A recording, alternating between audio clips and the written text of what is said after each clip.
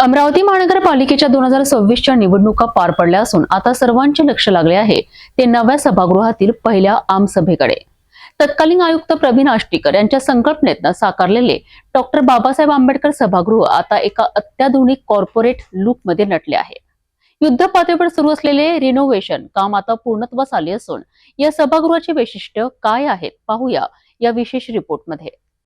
अमरावतीच्या विकासाची चक्रे ज्या ठिकाणाहून फिरतात ते डॉक्टर बाबासाहेब आंबेडकर सभागृह आता पूर्णपणे बदललेले आहे।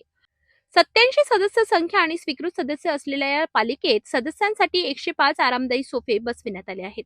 प्रत्येक सदस्याच्या सोयीसाठी स्वतंत्र माईकची व्यवस्था करण्यात आली आहे, जेणेकरून जनतेचा आवाज सभागृहात स्पष्टपणे पोहोचेल।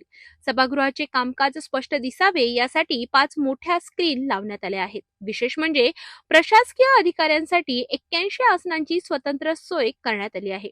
संपूर्ण सभागृह एअर कूल्ड असल्याने आता तापलेल्या वातावरणातही कामकाज शांततेत पार पडण्यास मदत होईल। सुरक्षेच्या दृष्टीने यावेळी महत्त्वाचे बदल करण्यात आले आहेत। पत्रकार आणि नागरिकांसाठी वरच्या मजल्यावर स्वतंत्र कक्ष आहे। 35 आसन क्षमता असलेल्या पत्रकार कक्ष आणि 100 आसन क्षमता असलेला नागरिक कक्ष आता काचेने बंदिस्त करण्यात आला आहे। आतला आवाज बाहेर जाण्यासाठी तिथे स्पीकरची व्यवस्था करण्यात आली आहे। केवळ नोंदणीकृत वृत्तपत्र आणि चॅनल्सच्या प्रतिनिधींनाच पत्रकार कक्षात प्रवेश दिला जाणार आहे। सभागृहाच्या अगदी बाजूला आयुक्तांचे अँटी चेंबर असून बाहेर भव्य प्रतीक्षा कक्ष उभारण्यात आला आहे। सुरक्षेचा विचार करून मुख्य प्रवेशद्वाराच्या अगदी समोर आपत्कालीन दरवाजा देण्यात आला आहे। थोडक्यात सांगायचे तर अमरावतीचा हा नवा लोकशाहीचा दरबार आता नव्या सदस्यांच्या प्रतीक्षेत आहे। महापौर, उपमहापौर आणि सर्वच पदाधिकाऱ्यांची कॅबिन सध्या रिनोव्हेशनच्या अंतिम टप्प्यात आहे।